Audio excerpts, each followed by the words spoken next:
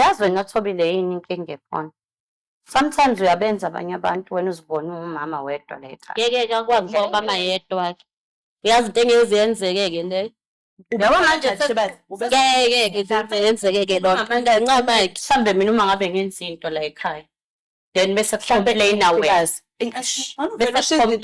Bese complain away. Understand. Bese complain wena kuqala.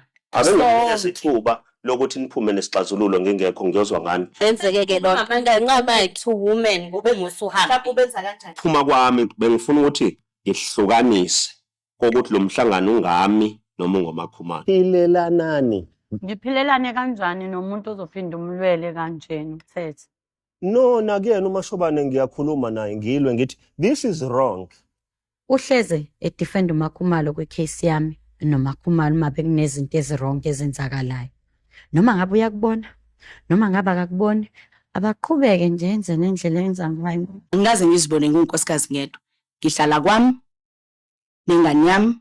Mthombeni mefika kwami ufika kwami. Angikaze ngingene nje endaweni yomunye unkosikazi.